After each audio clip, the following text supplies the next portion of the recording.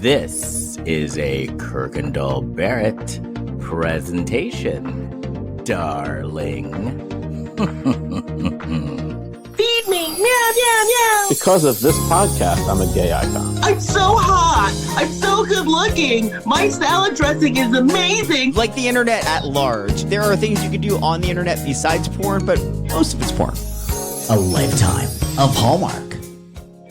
Well, hello, everybody. It is your favorite day of the week. It is time for another episode of A Lifetime of Hallmark, where we talk about your favorite movies on both Lifetime and the Hallmark Channel. I am Les Kirkendall Barrett. Hello, Jason Bowers. Hello, Les Kirkendall Barrett. And hello, Kurt Fitzpatrick. Hello, Jason Bowers, and hello, Les Kirkendall Barrett. And welcome back to the third most mentioned person on this podcast, coming in right behind Blac Chyna and June Squibb, here to defend his honor being spelled Honour, because he is broadcasting from Saskatoon, Saskatchewan, from the Shelf-Shedding Movie Podcast, Jason Dubray. Jason, hello. Let me try this. Hi, Kurt Fitzpatrick. Hi, Jason Bowers. Hi, Les Kirkendall Barrett. Hello, Jason Hello. Dubray. Very tense. reading of that. Last time, I felt like I should have been in rhythm with you guys, and I wasn't. And It's okay. Speaking It's myself okay. about Well, that. now that we're charging you a 25% tariff to be here, I think that you'll fit right in. You got the first joke in. Oh, Yeah. I was going to say. By the way, Les, you left something very, very, very important out of the intro. You said that we talk about movies on Lifetime and the Hallmark Channel, and you didn't say and try to make sense of them all. Oh. There was no making sorry. sense of this movie, though. Well, this movie, I'm still trying to make sense of it. So, Yeah, it was here's where I'll confusing. start. I thought becoming the 51st state that we would have the advantage of having all of the current Lifetime movies, but the original movie that Kurt and I talked about, which premiered last Saturday, was nowhere to be found on Lifetime Canada. So, I mean, isn't that what Trump promised me when he decided to take over my country and make it the 51st state? Well, it hasn't been taken over yet. There's also been a lot of promises that haven't been kept. That was your first mistake, is believing what you were told. Now, is it true that like you guys are so pissed that you're not going to sell American booze anymore? Some of the provinces are what's called a premier. It's kind of like the governor of our province is a little bit more in line, not completely in line with Mr. Trump, and is not taking the American booze off of the shelves. But in the province of Ontario, the biggest province, they're doing that, and I think there's a few others. British Columbia has been doing that from the beginning, but theirs is kind of interesting. They're keeping booze on the shelf from the blue states, but just taking it off of the red states. So I like that. I think that's the way that we should all be going. But California has great wines. Yeah. Yes, we're in a blue state. We're the bluest of the blue. Kurt's in the blue state. Yeah, New Jersey's always been blue. Yeah. Good. We're good. I feel like I wish I could say that we'd be a blue state, but we're kind of progressive in New Jersey. We have Andy Kim as our new senator. Anyway, good. Well, I don't think the U.S. has had a lot of Asian senators. He might be one of the. Well, he's at least the first Asian senator in New Jersey. I think we could say that. Yeah. There was the gentleman a few years ago who ran for president. I think he was out of New York. Though. He was not a senator. And I don't think he wasn't a senator. No. Tammy Duckworth, right, out of Wisconsin. You got her. Okay. Wisconsin's a interesting state. Like they seem to waver back and forth. I mean, I think they're pretty solidly blue now. Like, or at least because they got pulled down sort of the Tea Party rabbit hole for a minute there, and they kind of fucked around and found out, and then the Democrats sort of mobilized and took back the state. Yeah, good. I know you guys. I know you can't speak for all of Canada, but I know you guys are concerned about the 51st state. I don't see how that would actually work. How that could actually happen. I feel like it's a distraction from other things, which a lot of stuff that he does is. But he also has done some things that people think he's joking about, and then he actually goes about and does them, and then we're all surprised. So, but it's through economic means that he would want to try to have Canada have some sort of a reliance to give over to his terms, which would be kind of like, it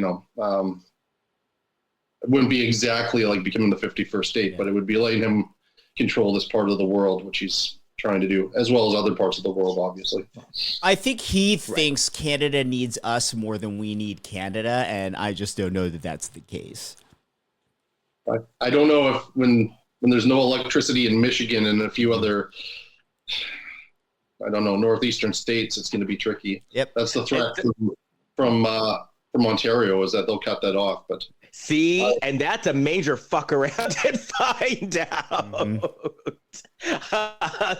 That's the ultimate fuck around and find out.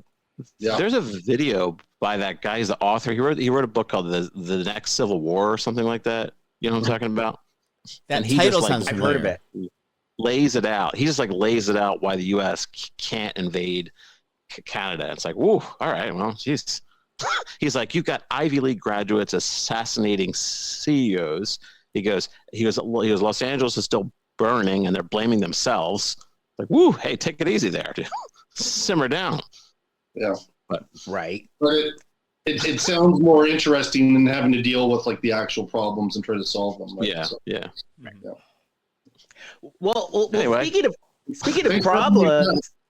On that note, not to bring the room down, but okay. So what did you all think of the Oscars? So since we have let's talk about that. The Shelf Shedding podcast, what did you think of the Oscars?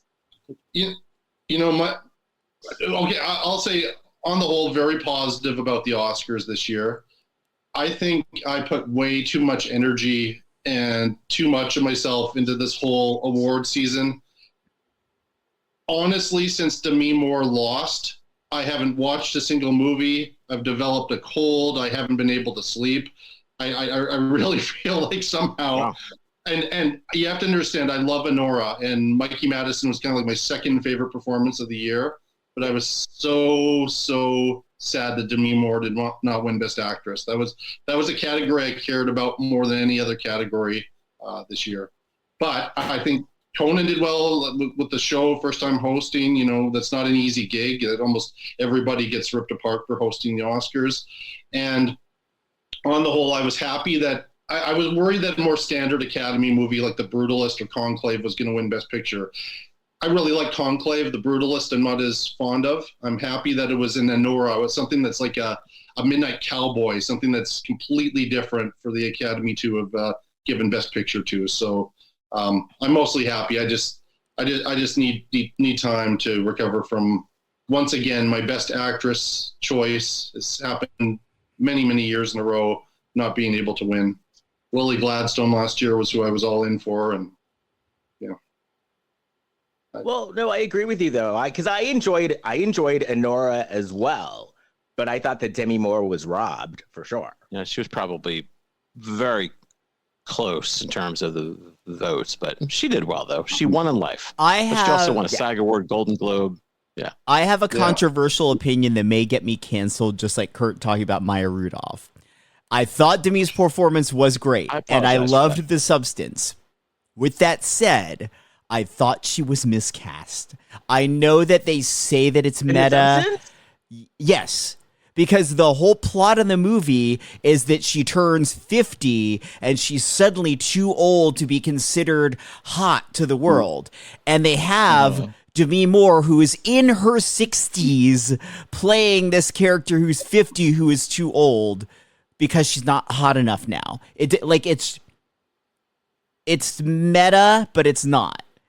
And I just, I feel like I couldn't stop thinking about it while I was watching the movie. Well, which I don't think is a fault in her performance. I thought she was outstanding. Not at all. Not at all. I get what you're saying. I mean, we went through generations of people doing TV shows or movies about high school students that were in their late 20s. So it seems like a thing where they cast. I don't have a problem with an actor playing a younger role or vice versa. I just think that the entire point of the movie is saying, like, women are cast aside when they turn this age, yet you have a woman who is in her 60s playing a 50-year-old in this movie claiming that women are cast aside when they hit a certain age. That's why I think it's miscast. So they're not supporting their point. Correct. Okay. I wasn't bothered by that. I kind of think Demi Moore was cast aside for many years, and even before she was 50. She kind of stepped away, though. She wasn't really actively going after stuff for a while. She's been in stuff, but it doesn't. After G.I. Jane, she wasn't in a whole lot. I mean, she had some bombs along the way there, and I get what about that movie? She was in that movie, I know it's some years ago now, but Mr. Brooks, she did with Kevin Costner. Oh, yeah. That movie was really good. Yeah, that's a bit underrated, actually. I got I had an exchange with Jason Dubray where he was criticizing Nickel Boys. Now, remember I championed this movie? Yeah. Yes. And there were so many comments. Jason, I thought Les was putting you up to this. No. Boom. What? I mean, I know I'm a mastermind. But I'm not the mastermind for everything. Jason said you're behind the Barbra Streisand stuff, but I don't know about that. Jason said he's curious. He said, I'm curious why she chose to put the audience as the character. Some of the switches transitions were inconsistent. So I made a comment to that, thinking, all right, we're going to leave it alone now. Oh, no, there was a comment before that. He said you didn't like the movie. You didn't like it. You said you're a Canadian. You're supposed to love Nickelback. And there's another comment, and I said, well, it must be a difference in the big screen. And then you said, well, it felt like a Terrence Malick movie in an amateur's hands. So my next comment was, enough. I won't stand for this. But I said I was only kidding around. But I did think, is Les putting him up to this? No, I like Nickel Boys. Nickel Boys. I liked Nickel Boys. And I was, when that movie, when it came up as the adapted screenplay, I wrote up the message. I said, you're wrong. You've been proven wrong. And then I had to delete it, do like a backspace. Oh, you thought it was going to win or what? Well, if it won, I was going to send that thing right out as soon as it won. Against Conclave, it was never going to happen. But no, I like it, except maybe it was built up too much for me because because you loved it so much. That was your second favorite. I got in the best picture list. And so maybe it's unfair, but maybe when I go back to see it, I haven't had as much time to live with it as I have with the other movies. But my initial reaction was like, I don't know. It's not keeping my attention for some reason. And I was distracted by the style. Yet it's such an important story. And it's also so similar to what we dealt with residential schools in Canada and the discovery of these schools where these children went missing and were buried in these dead bodies and that kind of thing. I mean, it's a very important story, but I felt like the style got in the way of its impact. That's just me, but yeah. So now is this what? Do you have a podcast coming up soon, and where you are going to discuss the winners? And I've released them. Yeah, I've released it. Okay. We did one. We talked about best 3 categories: supporting actor, and picture.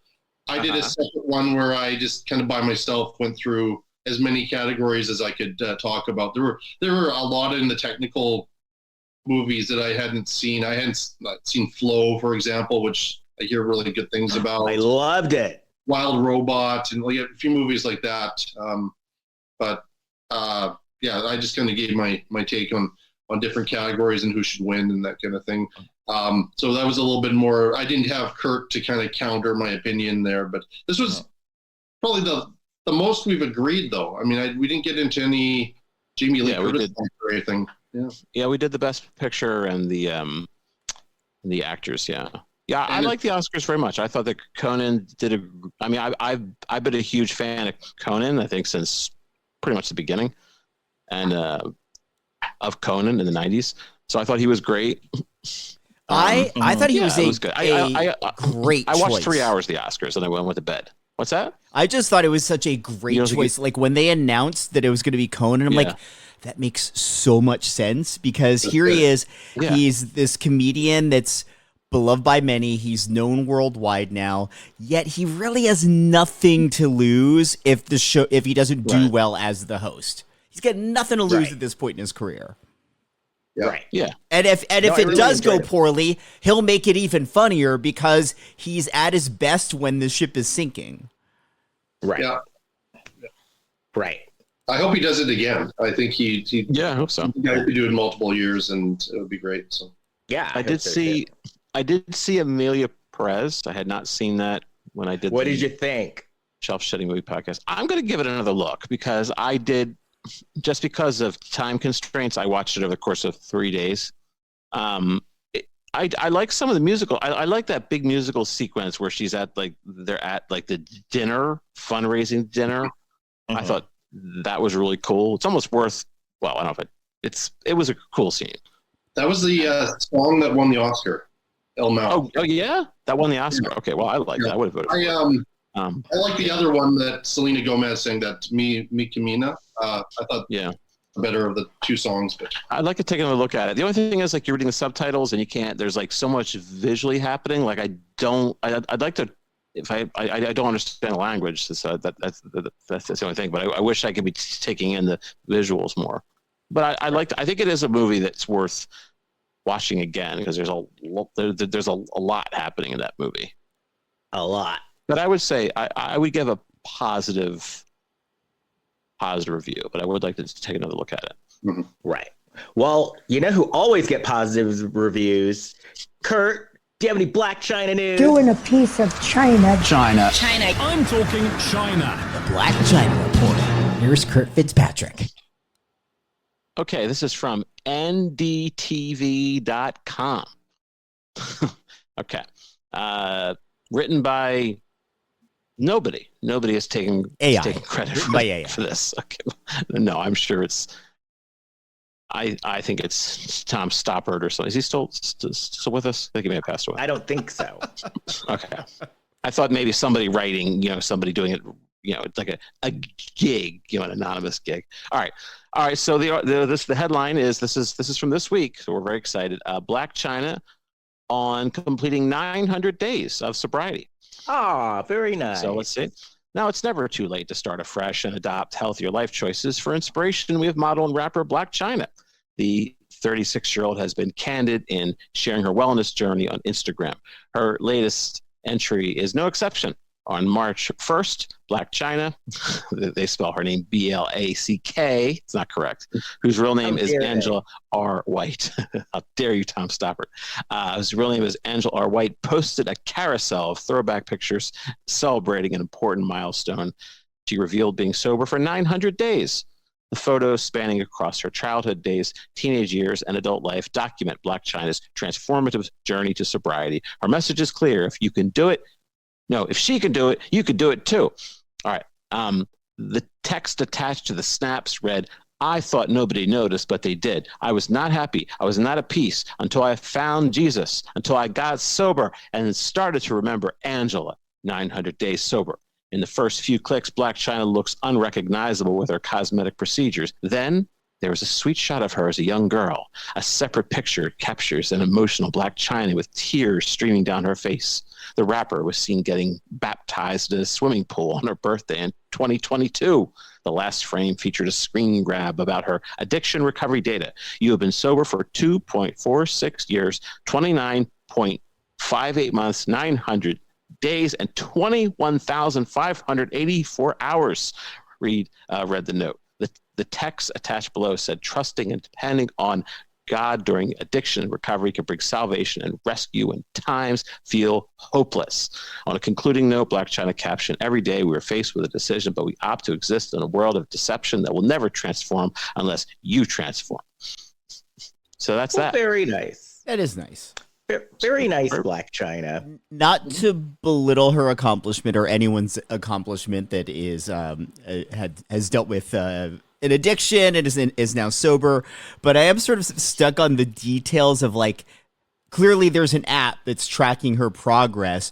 Does that app start from like you have to download the app when you're sober? But, like, do you do it the moment you're like, I quit? Or is it like, oh, a few days later somebody tells you about the app, so then is the app behind, and you like, can you adjust it?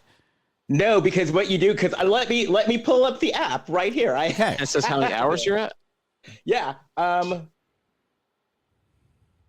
is it like an ankle bracelet? So like if you drink, it'll sense the alcohol in you and it'll it's called the 12-step companion. So no, what you do is you put in the date that you got sober, and it figures it out for you. So so you manually put it in. It's not like, okay, now you created an account and the clock starts now.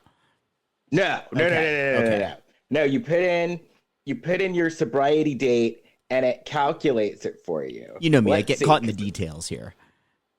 So, because I've been sober for 15.43 years, 185.25 months, 5,638 days, and 307 hours. Wow. 337. Okay. So that's what you do. The app, you just put your sobriety date in there. And it does the work for you. When you were watching this week's movie, Held Hostage in My House, were you at any point questioning your sobriety? That's terrible. Yeah. Seriously. I was like, See, I wouldn't say something like that. I have my limits. Well, clearly I don't. Where I have my limits, other people I questioned all sorts of life choices watching this movie. Wait, but before we start the movie, I actually thought of you guys this weekend. Oh. So, I was at the Eagle. Now, Jason, you've been to the Eagle in LA, right? You're at the Eagles. Season's over. Okay. And like in the last year. The Eagle's a gay bar in LA. Mm-hmm. And it's more on the naughty side. Yeah. Wouldn't you say, Jason? Yeah. More leather. Like, for instance, the night I was there. How do you know about this place? Well, the night I was there was a young man that was in like a jock strap, and they had him hanging from the ceiling so they could flog him. Yes. And at one point, we were like trying to get through this like walkway to go to the bar and buy a drink, and he was sort of like blocking the way. So we had to turn until they like flogged him enough so that his body turned so we could walk around him. Yes. Okay. That was nice. So you know, like the goings on there. Mm-hmm. So I normally go there on Friday nights with a group of people because we go and watch RuPaul's Drag Race. Mm-hmm. Well, and how do I put this? There are certain films being shown. Porn. It's porn. It's called porn. Porn being shown. Two guys who had never been there before, and they're dressed like just normal dress, get up on stage, and the guy does a public proposal in the middle of the Eagle. No! Yeah. That's inappropriate for a public place. Well, public proposal in general, you know our feelings on that. No. But then at the Eagle, and you're in street clothes, and you're doing this in front of an audience to see RuPaul. None of this is right. Right. So like I was standing. So my friends. So we were all like, no, like we were all kind of disgusted. And then the guy announces, well, you know, he's been through this before. This is going to be his third marriage. And like, well, that's not something you brag about doing your public proposal. I mean, and then maybe he's got an app that tracks the number of times he gets married. And then the guy who I didn't know, who I was standing next to, turns to me and says, "What the fuck is this? I'm here to suck dick and watch drag, not see a marriage proposal." That's amazing. Man. I love / hate that story. Like, it's so insane. Right. Right. So I thought about you guys because I was just like, because yeah, we all actually feel the same about public proposals. Why didn't you take video? Yeah. Because it happened so fast. Honestly, it happened like so fast and out of nowhere. And also, I think people get a little sketched out when you take videos in the Eagle. Fair. Well, sounds like it. For you know. Yeah, that's fair. But yeah, no, it was ridiculous. So let's talk about and Kurt and Jason, when you come to town, we'll take you to the Eagle. Great. I can't wait. And by we, he means he, because I went the one time and I'm good. One's enough. Yeah, not really my scene. Well, And honestly, you know, it wasn't 'cause terrible. Like I knew what I was in for. Like, I would go with friends or something, but that's not really my type of place. right. But, yeah. How are the Like I nachos? said, The nachos. oh, actually, there's really good Mexican food like right out front. They have like a taco stand like right out front But because it's the Eagle. if you are going to get flogged later that night, don't you dare put any dairy on those nachos. No cheese. No. No, and I'd avoid Mexican altogether. Mm-hmm. Yeah, I think so. Well, on the way out though, because you know it's mostly bears that go there, and so you know bears like to eat. Okay. Well, they do. Does that hurt when the guy's flogged? Does it hurt? Of course, it hurts. Well, that's not fun. One person's pleasure, pain is another person's pleasure, though. Like, Yeah. That guy clearly is into it. Otherwise, he wouldn't have let himself be like hung upside down from the rafters of the Eagle. Well, unless he's kidnapped. Right. I don't. Fair. All right. Yeah. But usually, if you kidnap someone, you do it in their own home and tie them to their bedposts with no real motive in sight. Right, with no real motive. No real motive, no real reason to have tied them up. No. Which brings us to this movie. Strong statement against isolation. What was the name of this movie? Held hostage in my house. So I give them credit because the title, that was exactly what she got in this movie. She was held hostage in her house. They did not false advertise. Fair. But usually when someone's held hostage, isn't there like hostage means there's like demands being made to let them out. That didn't happen here. She's just like tied up in her home. Kind of a demand. To who? Kind of weird because there was. To who? Okay, To us. no, well, actually, you're right. It was demanding to watch. There was a motive where there actually technically should have been a demand. Yeah. When you find out what they were doing. Yeah. There was a reason to have made a demand. No demand was ever made. Right. It's the sequel. They make the demand. And who is this? Amy Smart? Yeah. Amy Smart. It was almost like was that the star? Yeah. I haven't seen her Don't you for remember her years. from like Road Trip? Road Trip. All those movies in like late 90s, early 2000s. So is she a Canadian actress? No, she's American. Oh. She was like a teen. I don't know if she was a teenager, but she did a lot of those teen movies. She was in Varsity Blues. And we had some names in this movie. Yeah. Yes. We had Billy Zane. Billy Zane looking Wearing like a- Steve Bannon. Neo. Who? Wait, Neo is in Neo. this? Steve Bannon. Oh, is Neo the art gallery guy? I didn't even Yeah, recognize that was him. Neo. Wow. Oh. Yeah, that Who's was that? Neo. Who's I that? didn't- yeah. He's a rapper.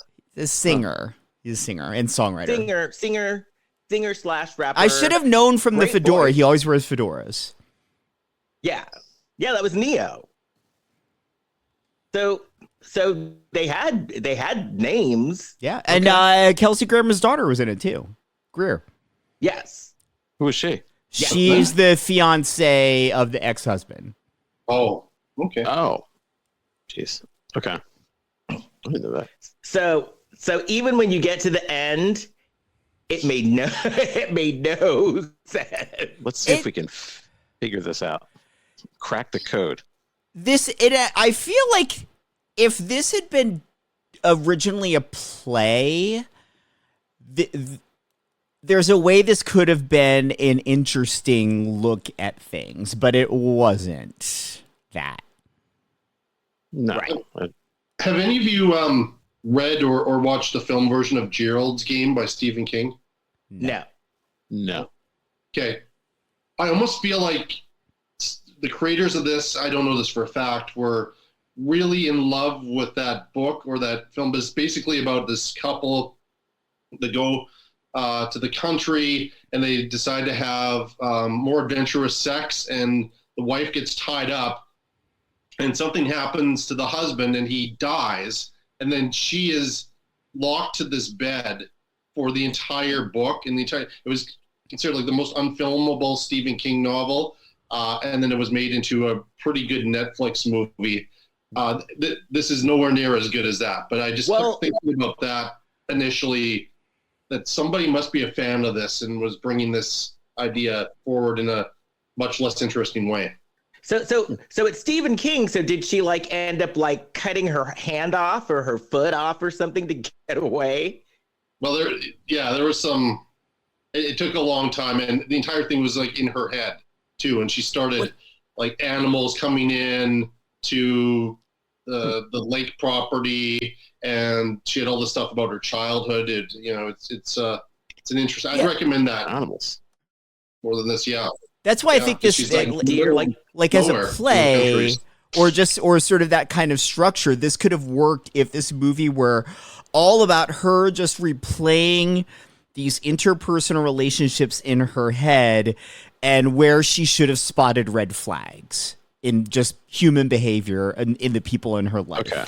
That would have been if that's what the movie was, that would have been a great psychological thriller. Okay, because in the way they actually did it, a lot of things aren't very clear. No. Because so we start off with a woman, and she's on the ground, and then she has like a sort of it's kind of our cold open in a way, because then the next thing we know, she's tied to a bed, and then so the reason why I wrote so when they were filming around the room, it started going like fast and then slow and then fast and then slow. And I wrote, what is this person in a K-hole or something? So it would go like fast and then really slow and fast and then really slow. Well, this was like Nickel Boys with the POV. Yeah. Well, it's when you made that comment about Nickel Boys was like substance or style over substance. I kind of felt that through this movie, is they just kept trying to have these really cool angles and. No, I'll take Nickel Boys. No, don't get me wrong. Nickel Boys is it's way better. So then we see them doing Jason Bauer's favorite thing, picking fruit. I don't have a problem with the act of picking fruit. I have a problem with paying somebody to go pick their fruit for them and then having to also then buy the fruit from them. Okay, that's fair. So she's picking peaches, which I do love peaches. Yeah, but I'm still in the hole with those blackberries I picked years ago. So I'm irritated about that. Talking about holes a lot in this show today. Blackberry hole, K hole. Just says Survivor on.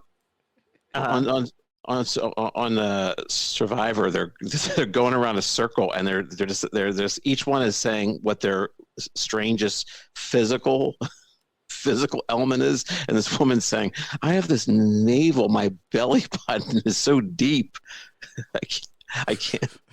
I don't know. That's it's so deep, like she could like spit water out of it or something. If I was in the group, I would have said, "Are you sure it's your belly button you're talking about?" First one else. Anyway. So then a peach like falls in slow motion and it hits the ground, and then we see ants. Yeah. And it falls into ants. What was with all the fucking ants in the movie and all the shots of ants? Was that was that supposed to be a metaphor for something? Like, I legitimately don't know. I'm asking. I don't know why they kept showing them. Well, the ant bitter. I don't know. I envy these ants. They're spending hours and hours eating this dessert. I thought this is fantastic. So then the kid, like your little kid, knew how to bake. Because, like, he's putting eggs in the bowl and, like, whipping it up and stuff. Like, she trained her. Like, I could see you training your kid like that, Kurt, to, like, have your kids know how to bake. Yeah. I knew how to bake at that age. Oh, that's right. Well, your dad was a baker. Yeah, but I mean, it wasn't like my dad took me under his wing and was, like, showing me how to bake every weekend. It was like, you know, I was probably with my mom a lot more than my dad at that point in my life. My dad didn't own a bakery at that point. It was just like, oh, I was a fat kid and I liked food, so learned how to do it. And then we had, so her place was called a chateau in the country. So it was a bed and breakfast. Mm-hmm. And then we see more ants. And then we see the mom and the kid, and they're in bed, and the kid's telling his mom that he doesn't want to go camping with his dad and his girlfriend. And then, what was her name? Dawn. So then Dawn calls Pete, like the handyman, to get rid of the ants. And at the end of the conversation, she's like, I love you, Pete. And the kid's all like, you love Pete? And she's like, well, he's just my friend, though. And the kid's all, I thought I was the man of the house. And then the interpersonal relationship of Dawn and Pete is never really paid off. The fact that they set up that nugget of her saying I love you, meaning it like a friend, but the kid misinterpreting it. Pete does eventually come into the movie later for like half a second. Like, what was that beat supposed to be? And he's like good for nothing when he shows up. Yeah. It's like, why are you even here? Well, he showed up more than a day later, too. Like, didn't it say she'd been tied up for 24 or 36 hours? The timeline of this movie made no fucking sense to me. No. So maybe she wasn't a K-hole, Les. I think you're right. Because it seems like it. What did you say? A K-hole? Yeah. A K-hole. Oh, a ketamine. Yeah. Yeah, when you have too much ketamine, you go into a K-hole. Oh. Or you get to run the country. Right. Exactly. Either or. Mm-hmm. Okay. No middle ground. Dare to dream, kids. No middle ground at all. No. Okay. So while she's taking the kid out to drop him off at his dad's place, she gets a message from the people who were supposed to stay for the weekend, and they canceled. They are not getting their deposit back that late in the game. No. I also don't understand this. So she's got like a rental house, but then there's like a barn next door that she stays in the barn. Well, she's Airbnb-ing the house out, I'm assuming. There's a barn next door. I think she was just suspicious of all of these people that she had renting the place, and so she was hiding out in the barn and spying on them. I mean, I think we can all agree that Dawn was a perv. Right? She pulls out little opera glasses to stare on prostitutes in her home. Okay, that is a part that I wrote that I liked. That she had, I liked her opera glasses. Like if you're gonna snoop, do it in style. Right. I like the opera glasses a lot. So the husband's a douche, a total douche. Well, a douche or a what? A dick. You dick. Exactly. He's both. Because she shows up, not only is he mean to her and tells her to get a job, then he tells her he's going to go for custody, and then he tells her he's getting engaged to his girlfriend. But then it's also casually mentioned that he's newly sober. So I don't know how the hell he thinks he's going to win custody of the kid. Right. And I even wrote, like, you're like for being newly sober, you're quite the high horse, dude. Yeah. Because Yeah. really And are you was. not? Is it true you're not supposed to make like major changes in your life, like as soon as you're sober? You're not supposed to. Yeah.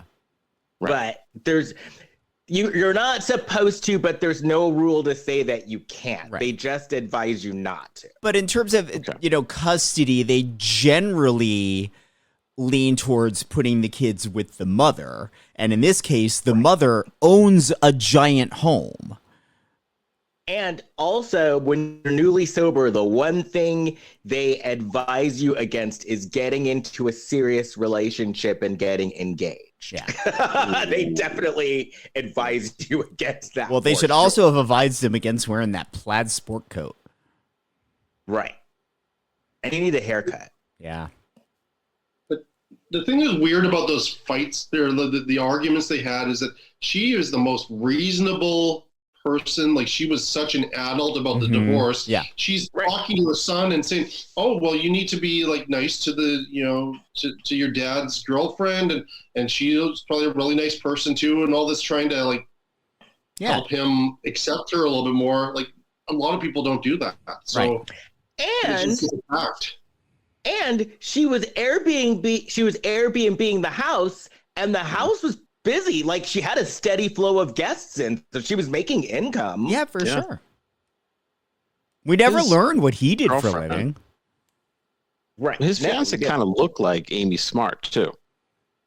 He had a type. Yeah, I think that was casting of like, oh, he's got a type. Ooh, you know who doesn't have a type? That Adrian Brody's girlfriend, who was previously married to Harvey Weinstein. What was she? Yeah, Georgina. It's Georgina. She used to be on Project Runway, and now she's having to catch a man's partially chewed gum at the Oscars, and then watching him drone on with the longest Oscars speech ever. Maybe she does have a type. Okay, she did. Yes, she did sleep with Harvey Weinstein, though. Or do you regret your vote for Best Actor? Who did I vote for again? Adrian Brody. Adrian Brody was? Okay, that's what I thought. You did? Who did I give regret your vote? Do I regret my vote? Well, I didn't actually vote. I'm not in the Academy, but I mean, in our podcast, I did. Yeah. Jason, did you? No, I deal with Chalamet. No, I did think Adrian Brody was very good in that movie. They were both the top two. I mean, yeah, his actions at the Oscars both times don't diminish the quality of the acting. I just thought. Well, okay, the first time when he kissed Halle Berry, I actually didn't mind that, and even at the Oscar festivities on Sunday, when he was interviewing with the press, Halle Berry like walked up to him and kissed him like that. So it's like a joke between them now. So that's cool. Full circle. The making the speech like 5 minutes long. Now that was like pomposity. It was already long, and he's like, "Oh, like let me keep talking," and then he rambled on about nothing. Like, he took up all that time and didn't say anything interesting or moving or fun or important. It was just him stroking his own ego, and it was gross. Right. Mikey Madison, who's like 20 years younger than him, came up there and just gave a concise speech. She had just as big a moment winning Best Actress, and so anyway. Well, that speech, there should have been a voiceover saying, "And a monster was born." My favorite award show speech of all time, hands down, is when Merritt Weaver won an Emmy and came up, took the award, and just said, "I've got to go," and just walked off stage. I like her. She's in Severance now. I like when that guy won the Golden Globes. What's his name? He played Don King, and he won the Golden Globes. Rames. Yeah, Ving Rhames won, and he gave it to Jack Lemmon. He brings Jack Lemmon up on the stage. He goes, "Here, I want you to have this." That was awesome. Nice. If I was Mikey Madison, that's what I would have done to Demi Moore. I would have called her up and said, "Here, this is your Oscar. You've earned it." Wow. Well, that would have been kind of like the substance in real life because they kind of favor each other. Yeah. If I win the Oscar, I bring up some like I bring up some like odd person. I bring up a seat filler and give them the Oscar. Yeah. I want you to have this for the work that you've done this evening. Yeah. Or like Yahoo Serious. I would give it to whoever had to wear the sandworm costume at the Oscars. That's true. Yes. That was a great bit. Be sincere about it too. So here you go. This is for you. Okay, so this next part was weird, and there was no payoff because after she talked to the husband, after she talked to the husband and was like, "I'm gonna fight you on," because when he was like, "I'm going for full custody," and she's like, "I'm gonna fight you on this," he gets on the phone and says, "Okay, Plan B it is." And remember that? Yeah, Yes. another moment of like what. I think in the writing they're trying to. Company. I'm sorry. Isn't that Brad Pitt's production company Plan B? It's also you know if it's a type of abortion. it's okay. It's a lot of things. Yes. Yeah. I thought he was getting a screenplay options. There's that movie a couple years ago about the two girls who were trying to get the morning after pill. Yeah. Was the movie called Plan B? Was it called Plan B? Well, that's what it is called. That's the morning after pills is his nickname Plan B. Oh. So then her friend, the sassy friend, what was the sassy friend's name? Victoria. So Victoria calls her and is all, "Hey, I'm going to San Tropez. Why don't you come? Come with me." It'd be a third wheel.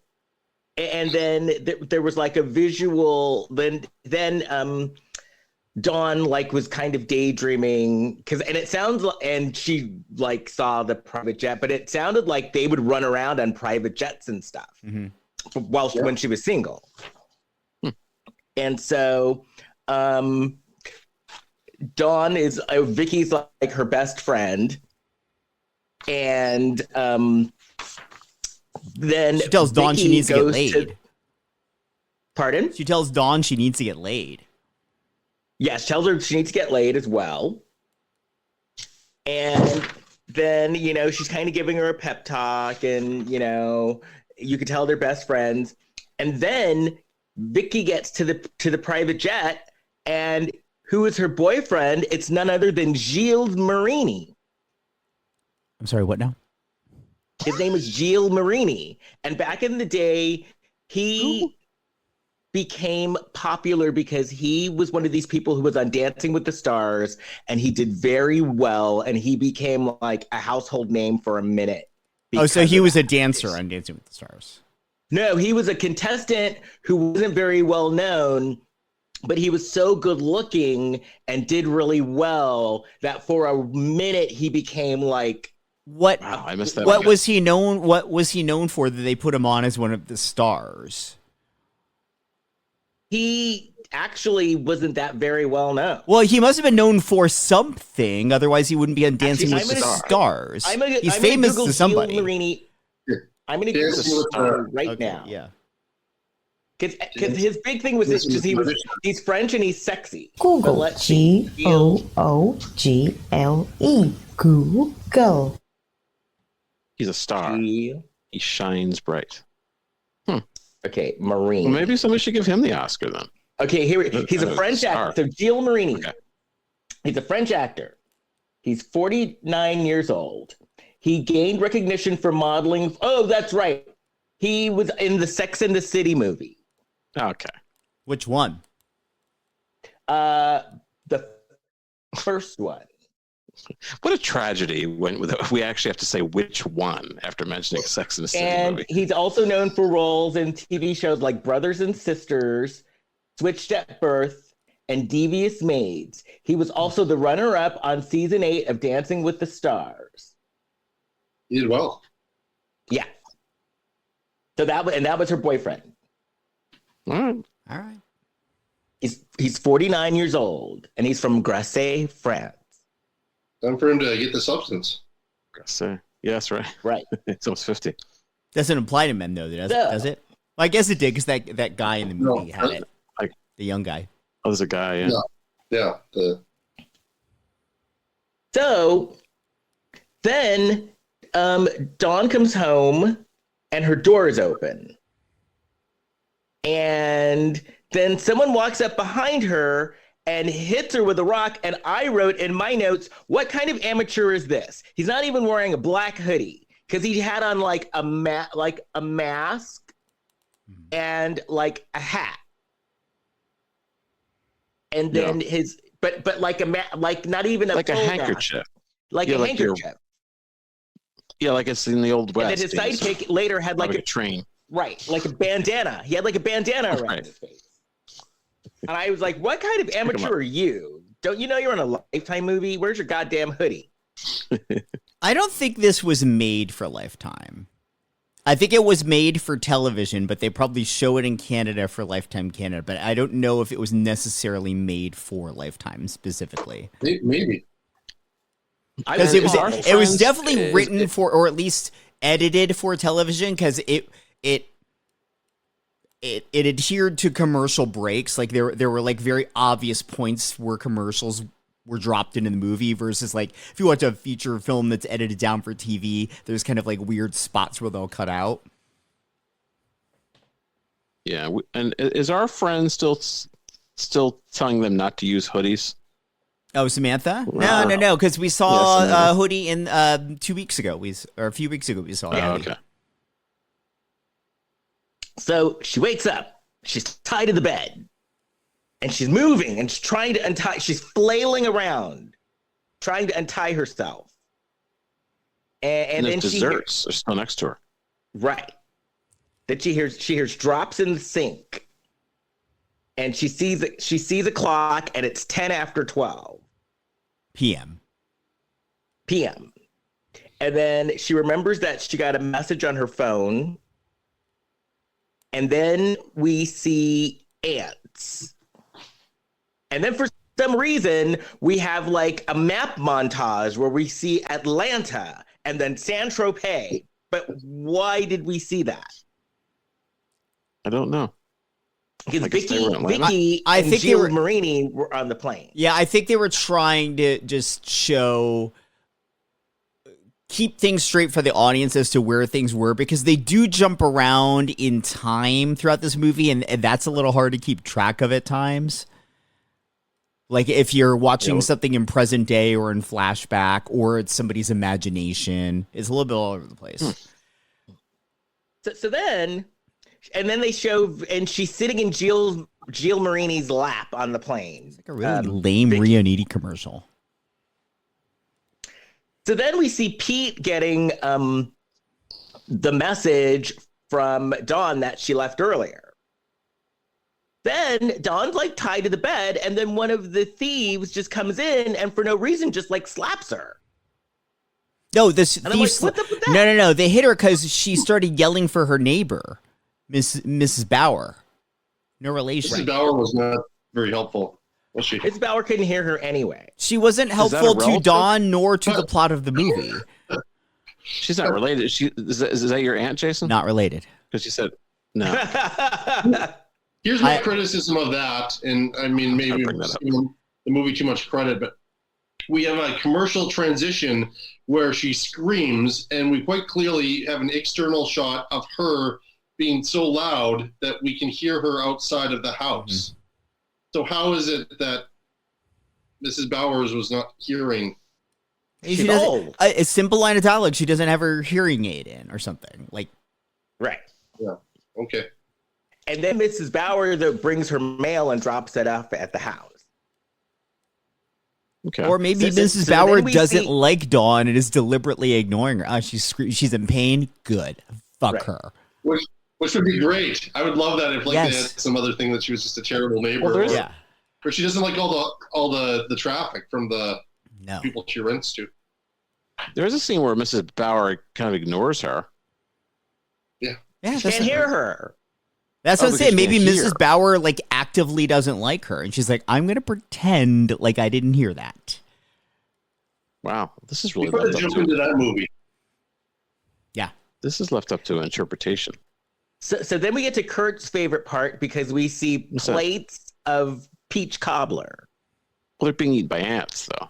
And the ants are all over it. And They said if I was one of the ants, I'd be happy. That's where I and spend so the Dawn day. is screaming. And then she thinks... Is Dawn the peach cobbler and the ants are all of these people in her mind that she thinks could be behind this?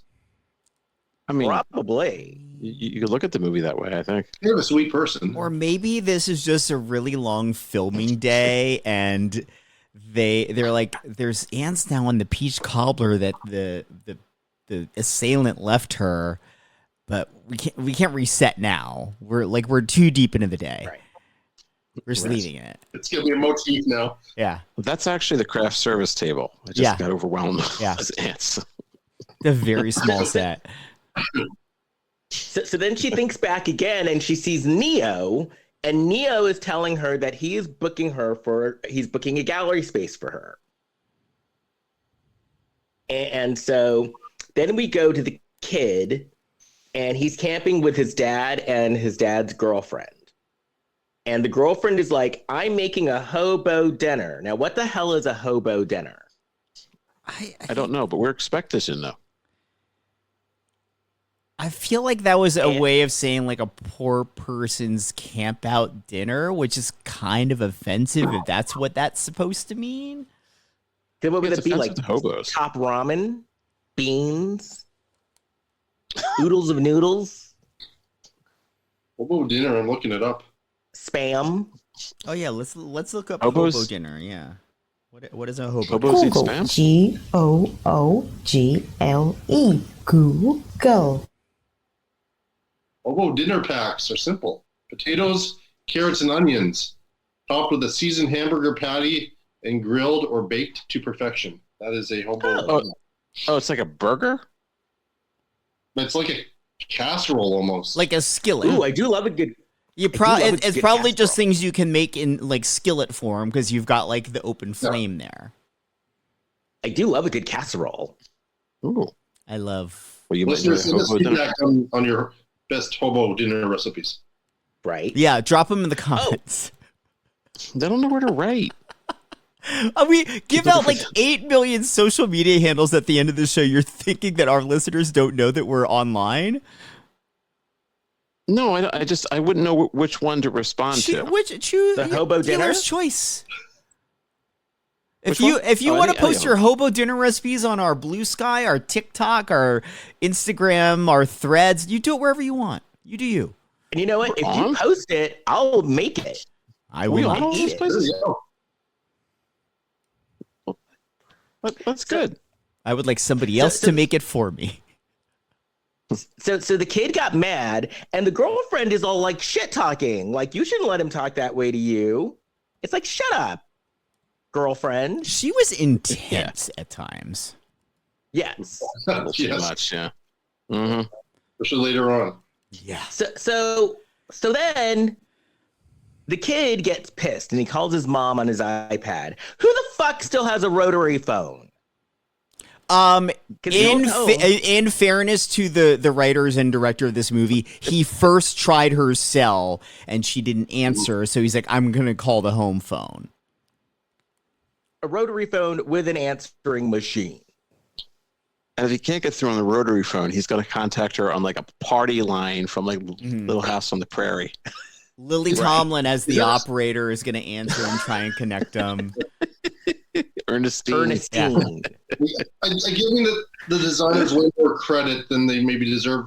Is the idea of this property that it's got an old timey type of Yeah, and it's like more remote too. So maybe his signal Maybe isn't it's- always that great out there.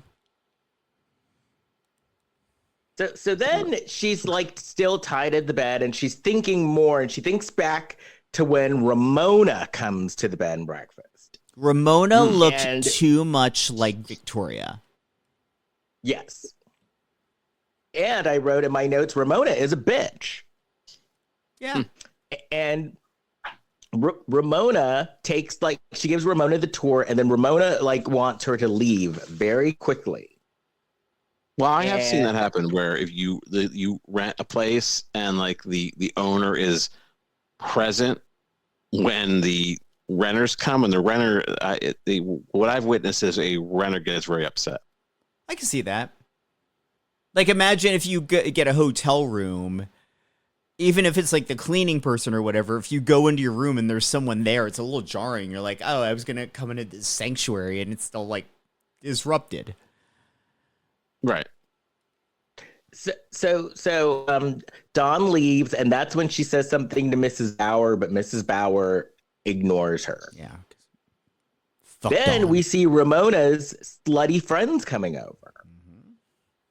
And there's a bunch of them. And then this is when Dawn whips out her opera glasses to spy. Do you think it would be a more interesting movie if Ramona had tried to recruit Dawn as part of her harem? She should have. Yes. I thought that was a possibility. There was a possibility in Billy Zane's character somehow being involved with Ramona, as well as Victoria, looking a lot like Ramona and dressing a lot like the women that were in this scene. Yeah. So what you're saying, it'd be more interesting if the characters all had something to do with each other. Yeah. Well, yeah, and basically, I just wanted to see more prostitution in the movie. Yeah. And speaking of Billy Zane, he comes over next, and he's wearing a Dorothy Zbornak wig. I thought he looked like Steve Bannon. Okay. Like he had that, he looked very disheveled, like Steve Bannon hair. But if Steve Bannon were trying to pose as like a gay professor. Yeah. And then he tells... Billy Zane, he would take the roles that Eric Roberts turned down. The problem is Eric Roberts doesn't turn down anything. Right. Eric Roberts only didn't do this movie because he was already booked doing something else. He's doing my Friends movie on...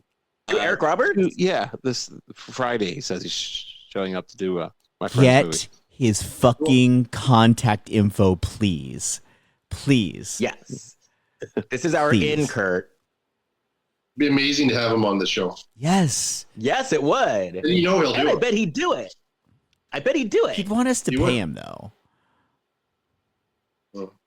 Oh, that's true. I can't blame him, but still, I would love to have Eric Roberts on here, genuinely.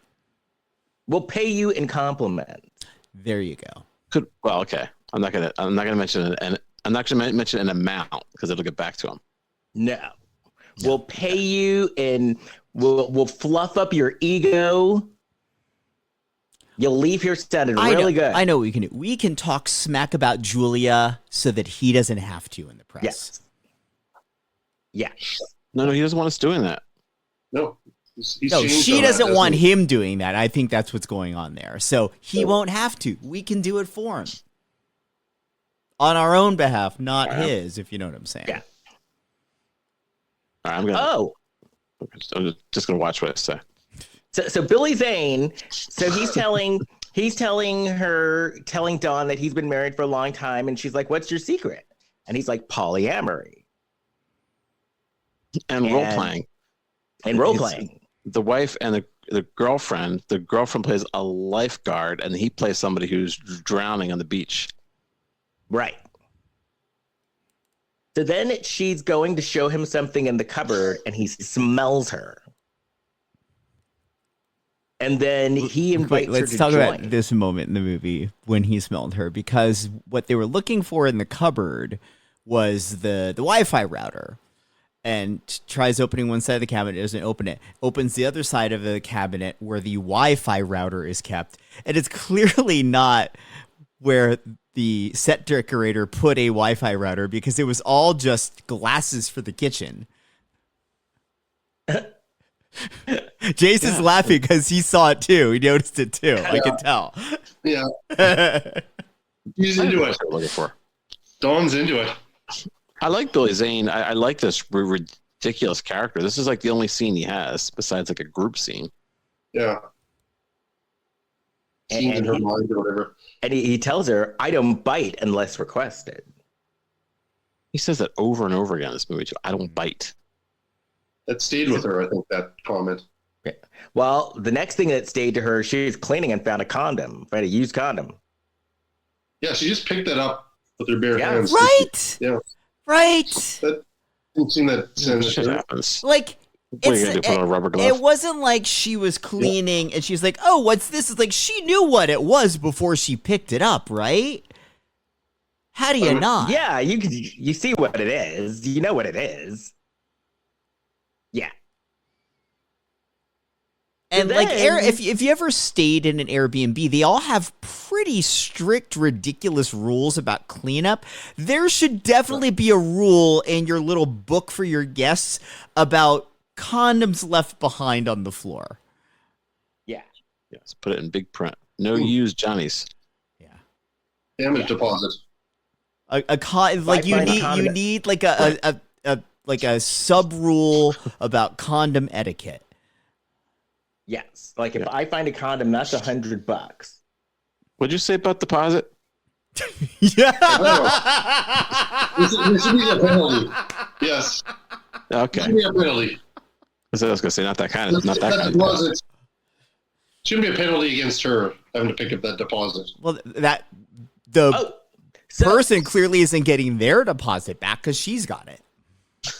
Yes. right. We don't see the end of the scene, what she does with the deposit, but No, Oh, we're just gonna So keep then- them coming. but I like the deposit joke.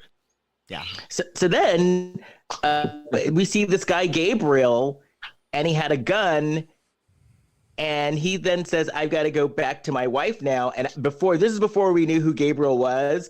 So I wrote, Right. "Is he a pimp?" I wrote, "What is happening? Same. What's happening?" Rerun. I didn't. I was like, I thought maybe it skipped a scene or something. Right. So then someone calls a detective. And then we see where it's 23 hours. And she's still tied to the bed. Mrs. Bauer brings over the mail and she's yelling, but Mrs. Bauer still can't hear her. So the little kid is trying to get in touch with his mom still. Oh, you And also the forgot dad- that Victoria set up a dating profile for Dawn on an app. yes. Oh, that's right. That's it. right. That'll be an important detail later. Yeah. And swipe people for her as well. Yeah. Yes. The dad calls the little kid and he's like, "I need you." And then we go back to the house and the cops show up and they take the Russian woman away because, yes, she and her friends are prostitutes. And she called the police on these people. She did. Yes. Which, on So one then- hand, you could be like, that's kind of fucked up she would do that. But on the other hand, it's like, it's her house. And if word gets out that there's been a prostitution ring operating out of there, that could be real bad for Dawn. Yeah, but Right. I would have walked in the house and said, "Whoo, I'd hate to call the police on y'all. Don't know what we're gonna do here." No, I would. Well, the Russian woman was mad and like yelling at her, like, "I'm going to get you." Which is I think Ramona could attack her, like could do some damage. I don't think I would. Yeah, I wouldn't poke the bear with Ramona. Ramona clearly not even afraid of the police carting her away as she's basically admitting to future crimes. Right. Yeah. Yeah, I guess you don't want your Airbnb place to be like a hooker house. Yeah. The only real downside for Dawn is now Ramona is going to leave a 1-star review that she's not Right. Owner didn't say anything in the bylaws about no prostitution rings, and here I am just going about my business, and she put a stop to it. Like Right. it very true. clearly states no music after 11 p.m., but it doesn't say no prostitution ring. Yeah. Oh, so then Sure it does now. and we I wouldn't worry about the music with Mrs. Bowers not hearing anything. No, she can't hear No. a thing. Well, she can. She just she actively ignores Dawn. So we cut to the little kid's birthday party where the dad is such a dick. He brings his girlfriend and is like, and he's making out with her at the kid's birthday party. Yeah. Yeah. And the kid doesn't want the girlfriend there. Like, that's inappropriate just in general. Like, someone, you bring in your new relationship along to any kind of gathering, and then it's like a child's birthday party. You're And he's just just, like, tonguing her macking. down. Yeah. Yeah, this isn't the Eagle. No. This is a child's backyard. And sometimes brothel. Right. Yeah. Well, okay. Yeah. Versatile, huh? None of that romance shit here. So the kid doesn't want the girlfriend. Like, the kid already doesn't like the girlfriend. He doesn't even want her. He doesn't want her at the party. And the mom is like, you know, you got to be nice. She's solid. So then at the lake, the dad proposes to the girlfriend. And then we cut to Dawn, and she's going on a date with a very cute guy. Ooh, he was hot. He really was. Yeah. And Yusayef, I think is it. She's like showing him her artwork, and she steps on something, and she hurts her foot. Well, that's their second date. The first date is just like they meet for were they at an American Girl doll place where they're having tea? What was like? Where was that date? It was very pink. It was pink, and they were having like tea out of a kettle, like it's Beauty and the fucking Beast. Where were and there they? was a muffin. Is that like the town to this country house? I was wondering if it was like I don't one know. of those places that would have a tea house or something. I guess. But Yes. certainly But there was a weird place for a first They didn't put date. the muffin. They kind of put the muffin on the side of the table. It wasn't really. I guess they were supposed to share the muffin. Right. I don't know. Pink goes placement of the good with muffin. everything. But then Yeah. she invited him over to a dinner party at her house. Yes. That's okay. First date. And it was Gilles Marini and Victoria and her and him. And then she and him go into the art studio where she stepped on something, and then they end up fucking while her friend and the friend's boyfriend are in the other room. Yeah. In what seemed on like the the other middle of the day because there was still sunlight out. Yes. But it is Canada, so maybe it was like 9 at night during the True. summer or something. True. So the kid is still trying to call his mom, and then his dad is being a douche, and his dad tells him to go play with a bunch of kids, like down You're the like road. randos. Yeah. Where did those kids come from? It was like there's some sort of an adventure camp happening to the side. Right. It may have been one of those scared straight camps. No, because the kids They're look like, happy. if you The kids were fuck up, smiling, you're going to have to stay in this movie for the rest of your life.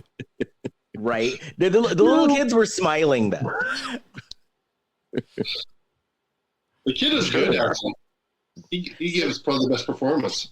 Right? No, I Yeah. like the kid the best. The kid turned out to be the smartest person in the movie. Yeah. He's the only one who's going to. He's the only one whose career is going to survive this. Because, you know, Billy 'cause Zane's then, already given up. because first the kid texts the sassy friend, and then he remembers how his mom taught him how to ride like a kid's Uber, like there was like an Uber Yeah. for kids, and Yeah. his mom taught him about that. Yeah. It should have been a kid like actually driving the Uber, like Bugsy Malone. That was the friendliest Uber driver I've ever seen in my life, too. Like, honestly. But I like, but I like that. He called the kids Uber, and then the friend. So wait, here's the part. Wasn't the sassy friend in France? Saint Tropez. You Yeah. got a hold of her. Yeah. Saint Tropez. Yeah. Yeah. Saint Tropez, Yeah. in France. Central But the friend is like, I gotta go. That's why it was kind of like, is she still in France? Because when he got a hold of her, she's like, I gotta go, and left. And just left Gilles Marini. Yeah. Well, no, he left with her. So, Didn't okay. you? Oh no, I guess Yeah. he stayed at that point. Yeah. He stayed. So then the ants are eating the food, but the ants like get bored of the food. So then they get on the bed and start eating her. They I would diversify. say they start eating her. There were like 2 on her and 1 bites her. Like they made it seem like she was going to eventually be covered with ants and eaten alive, and they didn't even like tiptoe towards that. These ants, they don't mess around. I saw some ant walking around holding some giant like rock. Like for the ant, it's like 3 times the size. Well, Anyway. okay, so this next part, because first she sees a person, she sees this woman, she starts hallucinating again, and she sees this woman sitting in a chair. So then this woman shows up looking for her husband. Yeah. And then we see her husband, and then we see this gay guy in this god-awful outfit hiding behind a tree. Well, the husband that's is why he was Gabriel from earlier, the guy with the gun that we didn't know who he was. Right. Yeah. Right. I don't know, man. I think I could rock that outfit. It was like a belly shirt. It was a belly shirt. Kurt, if you Yeah, wear that yeah. to the Eagle and get flogged, you will be so popular. It was a belly shirt, and he was wearing heels, and he had on lipstick. He But he was was bald. an early 90s club kid stereotype. Yes. He's hanging in there. He's like those old punk rockers you see walking around in New York sometimes. They're like the last ones left. Yeah. Hanging in there. And the woman like had a gun. So the woman had a gun, and so he's like hiding. And then She aimed it at him. Change your clothes, for God's sake. Get out. right. Get to the gap. Well, but he's running like running down the field like And so then Little stereotypish. oh, it was so stereotypish because then the husband gets the gun away from her, and then the husband goes into the field, and the guy's all like and like hugs him. I'm starting to question how progressive this movie is. I'm not. Yeah, that's one of those main problems. I never once thought that it really was. real too, wasn't it? I would say that beyond the fact that Gabriel is hiding a homosexual relationship from his wife, their relationship might be a little volatile, and that they both seem kind of unhinged and both carrying guns. Yes. Yeah. So why does he have the gun? Like originally when I first saw that scene, I thought he was suicidal or something. I think he And then was. she walked in. Okay. I think he I don't was. know. I think he, because he's Something been happened in between. he's been having this relationship behind his wife's back, and he's probably like going through. I'm giving this movie too much credit, but he's giving, all the thoughts are washing through his head of like what he's doing with his life, and he probably just wants to end it all. And then the wife, she finds out that her husband is cheating, so she's like, I'm gonna shoot a bitch. So that's why she has her gun. And she did have a look on her face that said, I'm gonna shoot a bitch. Yeah. So then the kid catches his Uber, but he's a responsible kid because he left a note for his dad. Mm-hmm. That's good. So then we see more ants. And then the cute guy that she was dating is like, now she's hallucinating that he's laying next to her. Shirtless. And he had like... Only redeeming quality about this movie whatsoever is that every time he was in flashback or in hallucination, they showed him just laying there shirtless in sweatpants. I'm here for it. Chef's kiss. Yes. Yeah, she has a very good imagination, let's say. No, some of these fantasies didn't make any sense. She was suspicious of people that there was no reason to be suspicious of them. Oh, yeah, for sure. He was just going through everybody who might hate her. Right. Right. Or like, where like I said, they could have done something with the fact that she's going back and thinking about red flags or potential red flags. Because he did say something to her when they were fucking about she's doing something to him, or it was something vague like that. Yeah. But she's basically putting it down on him. I would argue he's probably putting it down on her. During my dark moments like that, I'm going to just remember your facial expressions having me put you through having to watch this movie. Yeah. Yeah. Well, I have to take some responsibility for that. So then all these people show up. So then Extra reason to be shows mad, up. by the way, listener, is we paid to watch this one. Yes. This wasn't I had free points. This wasn't available on Philo in the US. We had to get it from Amazon. So I paid to watch this movie. Oh, I paid. Are you saying this because you know? Oh, don't feel bad. Don't feel bad. Jason Dubray. It was like $3, but still, it was like. Don't be upset. It was $2.99. I just think it's funny that I paid money to watch this. You paid $2.99. It cost me $30. No, it didn't cost me anything. I had like free points. I said you're gonna have to have this for free. I paid in loose diamonds. You didn't get your everybody shows up. And then this is like everybody's standing in her bedroom. Like a group scene. And then I wrote, "What in the fuck is going on in this movie?" That's it. This felt like a scene from a play, where all of the demons, she's thinking them all through, and they're like we're showing the audience in the theater all these different red flags from her life, and her sort of contending with them all. It did not work on film. Then, this is the point in the play. Like if you're in the play, you're like backstage. Like okay, everybody head out. Head out now. Yeah. Right. And then you come back in. You get to hang out for the rest of the night backstage. So then Pete shows up, but then Pete gets hit in the head. Mm-hmm. And so the robbers are there, and they both have like bandanas around their mouth. But one of them, she sees his eyes, and he has like light green eyes. Yeah. So then the little kid, this is where I really like the little kid, because the little kid comes over, and it's like his house. But then the guy, one of the robbers, answers his door, and the kid like totally pretends like he was like some neighborhood kid who was doing chores around the house. And he totally plays this character, and the guy believes him. And so the little kid goes in, and he gets like the garbage, and then he leaves again, and he sees like keys and stuff. And so the little kid, like, you know, he gets his shit together. On one hand, like, I love that the kid was sort of smart and figured out a way to lie his way into the house.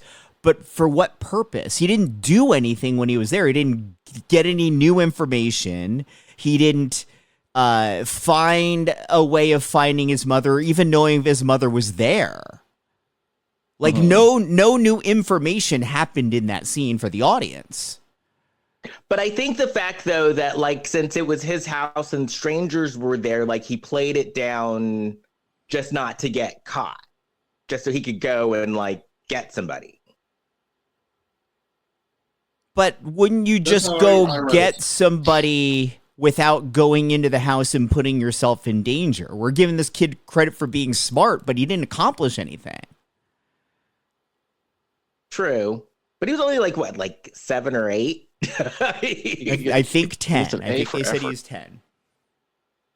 Like, he showed it. I'm just saying that as an audience member watching this, they had the foresight to make this kid smart enough to know how to Uber home on his own, know how to charm his way into the home, and that he didn't serve any purpose by being in the home at any point. Okay. It didn't serve the plot. That's my point. No, then his next step was he went up and hid in a tree. Right. That made sense to me. Okay. So then the robbers start arguing with each other. And because one of the robbers is like, okay, we're taking this too far. We need to, like, well, yeah, simmer down. The younger robber didn't know there was a hostage. Right. And so he's like, okay, we need to, this is taking it too far. And then the other robber is like, you're a little bitch. And then he shoots him in the foot.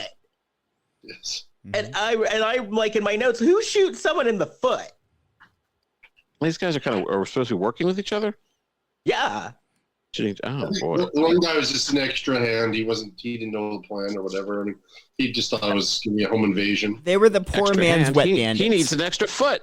Oh! And so So then this is where Dawn is like, okay, so listen, if you let me go, because they wanted loot, because then all of a sudden we find out they're looking, where's the loot? And we're like, well, that came out of nowhere. Yeah, we are like 3/4 of the way through the movie at this point, and we're just finding out like, oh, this is over them trying to get something that's in the home? Yeah. The loot is vague. So then Dawn's like, okay, well, if you let me go, if you untie me, I'll take you to where the loot is. And at that point, she was kind of like so like exhausted and raggedy looking. Like she looked like she was going to be no kind of threat. So she's like, I'll take you to where the loot is if you untie me. They go outside. Did you guys at any point think that the lute was going to be the musical instrument? Like somebody just really wanted to play a lute. It's like a ukulele almost. A flute? No, a lute. A lute. Lute. Oh, there's something called a lute. Yeah, remember on Bewitched when Samantha Stevens went back to Henry VIII and she was like singing a solo? She's playing the lute. No. You didn't watch Bewitched? I don't. This is disagreeing. I don't remember the episode. Oh, well, she went back in time. Just go to any Ren fair.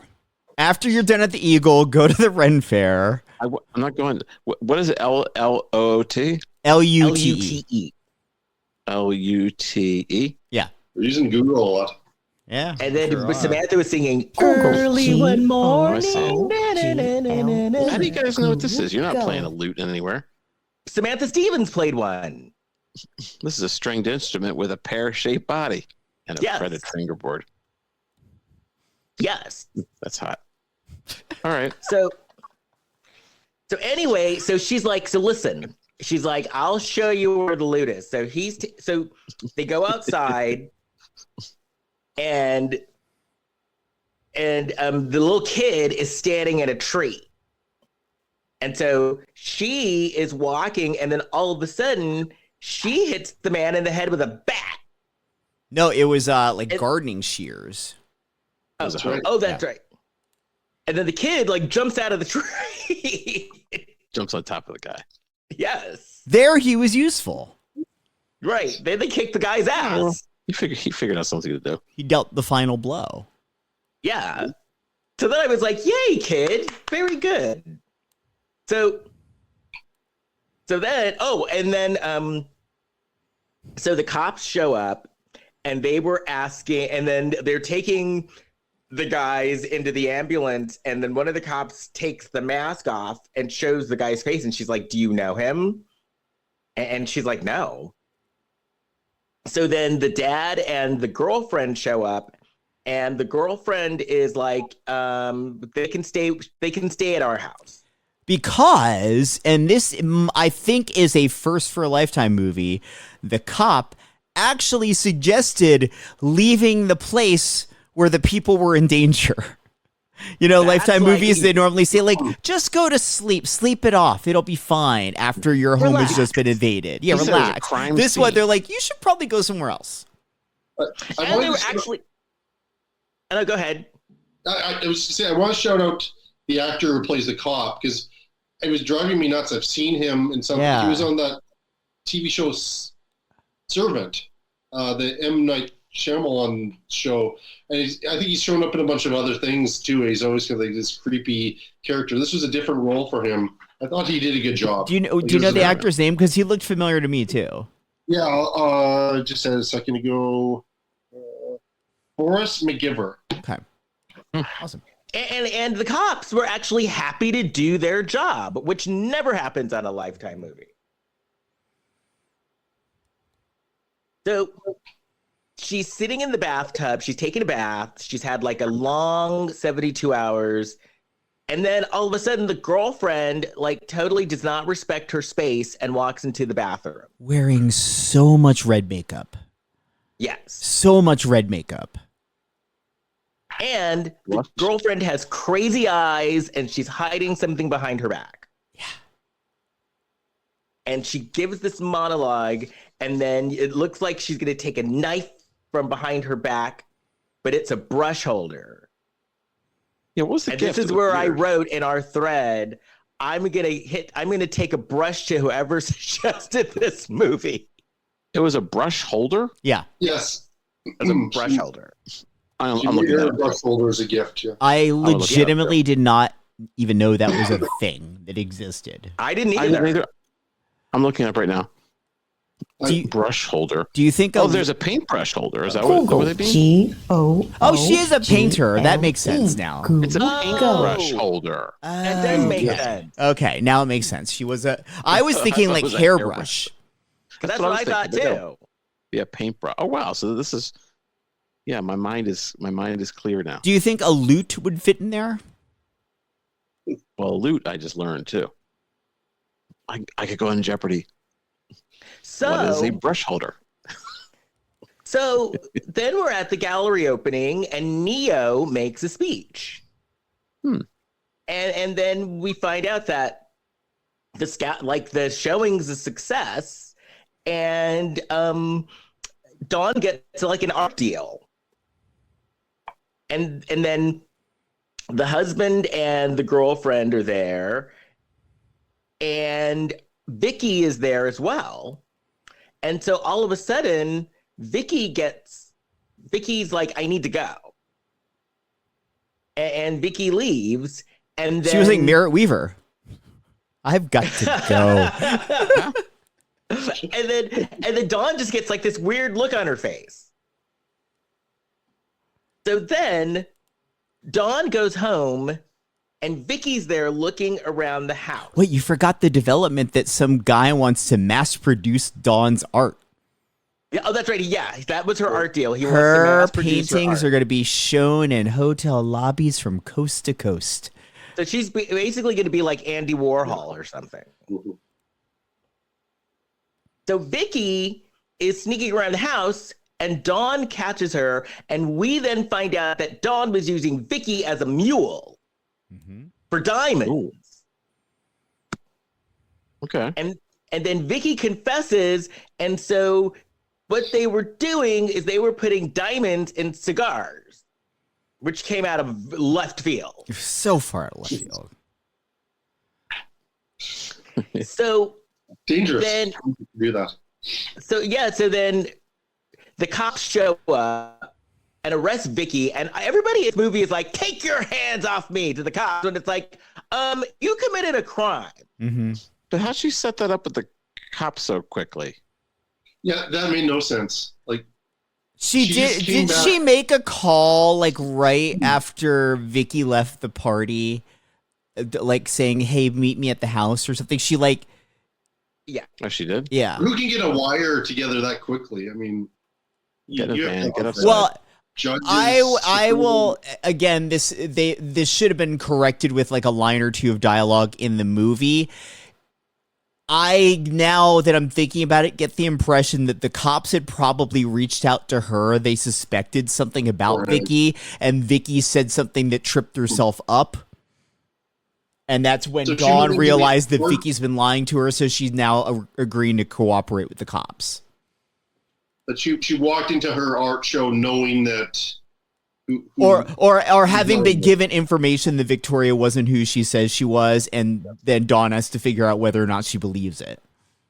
Okay. It's a Yeah, so random. Vicky was giving it way too basically much like credit, a I diamond realize. thief. Yeah. So then the cops, once again, Shine light are with a diamond. uncharacteristically nice.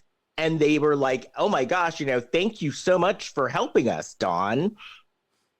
And so then Dawn gets the cigars, and she takes the diamonds out of the cigars, and she commits a crime herself. Out of because she one keeps them. cigar. She kept one, I think. Right. But then she does something really dumb next with the diamonds. Yep. Yeah. Because then we see her, and she wakes up next to the cute guy, and her and the cute guy and the kid are like living as a family now. And basically what she did is she took the diamonds out of the cigar, and did she fence them? Nope. Did she sell them? Nope. What did she do with the diamonds? She put them on a painting. Can I also ask? Yeah. Like the kid was so upset about his dad having this girlfriend, but seems to have accepted this internet boyfriend immediately. Well, he was hot. So that's why. I now And he have an alternate take on this movie that just came to me right now.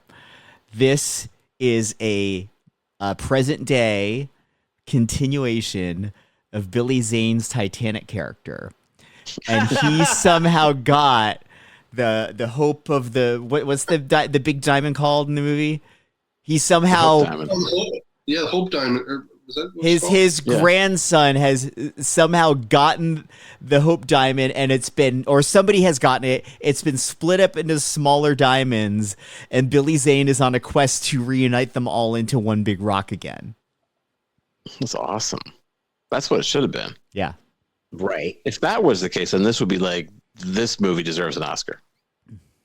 Oh, and the kid wanted pancakes. The end. Yes, that's right. So, But everybody loses because even though she ends up with Yusuf, he's wearing a shirt at the end of the movie.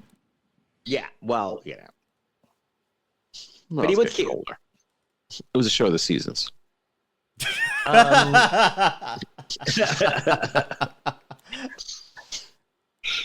This movie made no sense. No, she suspected she was in like some kind of paranoia. Because why did she expect that her agent, I guess that's what the guy was, Neo? Yeah. Yeah. Why did Yeah, she that think makes Neo sense. was after her? He was mad at her because she wouldn't pursue her art. No. He was jealous of her talent. Oh, Was the Yes. In her the mind. take Why did there? she claim the pieces were? In her Well, mind, though, that wasn't yeah. real. No, it was all in her mind. That wasn't. So, like, why is she even thinking that? She really had trust issues, but maybe because of her divorce. I can see why the hooker woman might come after her, but these other people were, kind of invented. Yeah, because Neil was nice to her. Yeah, the entire movie is. Mhm. So Well, that's that it. was it. I'll do better next time. Even though the movie was Next time. fucking dull and made no sense, I enjoyed talking about it You're fine, thoroughly. Jason. Yeah. The conversation was better than the movie. But Jason, whenever we watch movies that we don't like, those always turn out to be our best episodes. Yeah. It's true. Yeah, and when Kurt and I fight about the Oscars, that tends to be a good episode too. How dare you, Kurt? When we fight about Right. Jamie Lee Curtis and Why did you say how dare me? Robert Downey Jr. That makes for an interesting episode, I think. Yeah, Mm-hmm. but it's uncomfortable. I can't wait to talk Barbara with Jason. Yeah, that's gonna be fun. Yeah, I think it'll just be the two of us. I'm not getting the Streisand vibe from. All Barbara, all the We'll see. time. No, thank you. That'll That might be the- something. all Yeah, that Barbara might be all the something. time. Yeah. On record. Pass. Now, so do you only get your Lifetime movies like online? Well, mine's connected to like everything in these media streams, but it's like a Canadian-based one, which is connected to Global, which is kind of like the third most popular media conglomeration, I guess, behind like CTV and CBC in Canada. And so it's Lifetime Canada, but like a lot of things, it doesn't give me everything or the latest things. I don't know if what was the movie called? Held Someone hostage in my Competition? house, and it's from That was 2000. the competition. Oh yeah, Kelly. Oh, the that's Competition. one. Yeah. Yeah, I'm wondering if in like 6 months that's going to show up or something like they try to see. It has a run in the U.S. before it would come to Lifetime Canada. I don't know. Yeah, I looked up the schedule of Lifetime Canada. Yeah, that's how we saw this one. Mm-hmm. Because I mentioned two, I forget what the other one was called that I had access to, and Okay, yeah. we picked this one. So anyway, it's nice to see what's her name, Amy Smart again. I'd forgotten about her. Amy's Well, smart. Yeah. But Lifetime has a knack of doing that. You know, I auditioned for that movie Road Trip. Really? Amy Smart. Yeah, did I ever tell that story? No. I could tell it short. I did some audition. I auditioned for this play in New York. There was this whole pack room of people, and it was like you're supposed to just tell like a stupid joke. So I told some stupid joke. They all laughed, and then like a couple days later, a woman who was like at the audition, she calls me, and she says, "Listen," she says, I'm an assistant to this casting person on this Ivan Reitman movie with DreamWorks," and she said, "And we're looking for funny guys." She said, "And I like you. So why don't you come in? Why don't you come in to the DreamWorks office, and we'll screen test you for this role?" And said, okay. And so I went there, and they didn't send me the script ahead of time. But I was like, since I was there already, I was like, she's like, "Oh, do you want me to give you the script and you'll come back some other time?" I was like, I wasn't sure they would let me come back another time. So like, no, I'll do it. And I went to the casting office, and it had this like fantastic view of Central Park. And I was like, wow, that's a great view. And the woman just goes, "Yeah." So, and then I gave the audition. That was the end of it. I didn't get anything out of it. But it was the pothead guy in the movie. I've never Do seen you remember Road Trip? I've never seen it. But was that DJ Qualls character? No, it wasn't the DJ Qualls character. It was the no, it's the guy, one of the other guys I was auditioning for. The guy that was the pothead guy. Pablo, I think it was his name. The actor was Pablo something. What was his name? Anyway, if we look up the cast of Road Trip, you could see who got the role over me. It could have been Kurt Fitzpatrick. Pablo, what's his name? Okay, no, Paulo Escobar. Costanzo. Paulo Costanzo, he got the role. Yeah. Reuben Carver was the character. Reuben Carver. That's the role that I auditioned for. So, what else? Well, Jason, what's coming up next on the Shelf Shedding show? Well, my next episode will be my 100th, and Kurt is one of the segments in there, and it's a movie has to return to my collection that was shed in the first 100 episodes, and Kurt made a case for the Blues Brothers, and so that I need to record the last part of that, and I'm hoping in the next week or so to release that. Question for you. So what does it mean when a movie is shed? It leaves my collection, so I have to get rid of it, and my guest throw it away? Yeah, and my guest decides what I do with it. Wait. Kurt wanted you to get rid of the Blues Brothers? No. Oh. The Blues Brothers left my collection in an earlier episode, and so I sent this big list of movies that in the first 100 episodes had been shed from my collection, and Kurt chose the Blues Brothers. Who would vote against the Blues Brothers?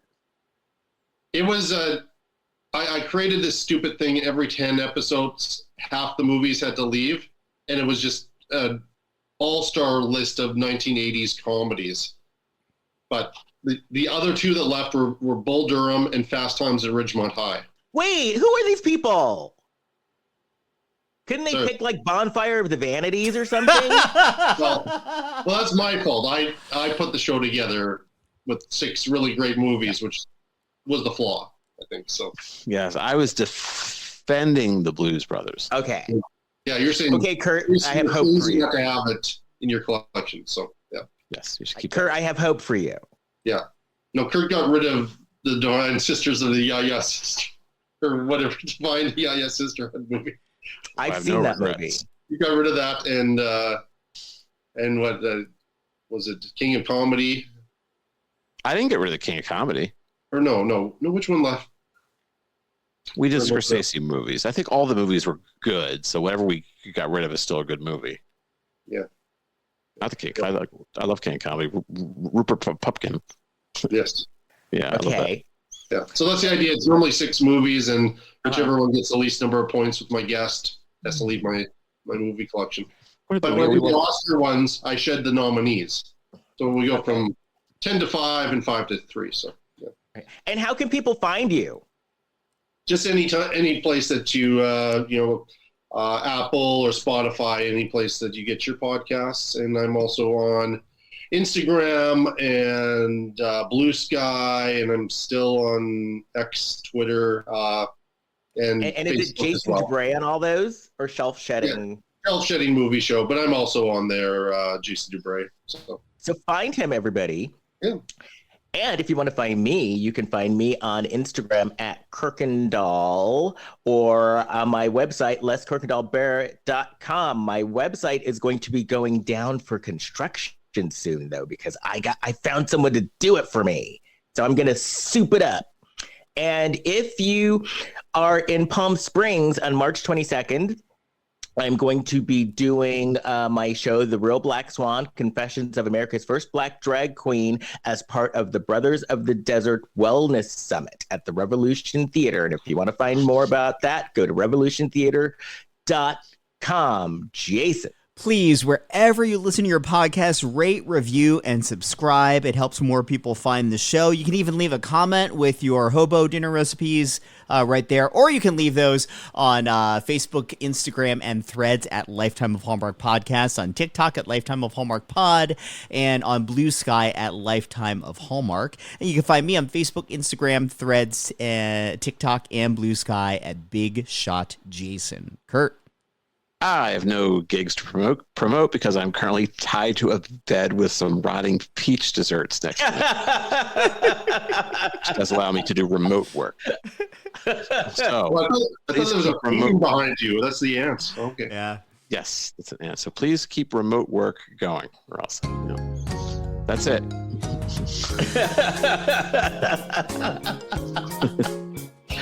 Oh, by the way, so I was at church last week, and my friend from church who listens to the show still wants to do the show, so we got to hook that up. All right.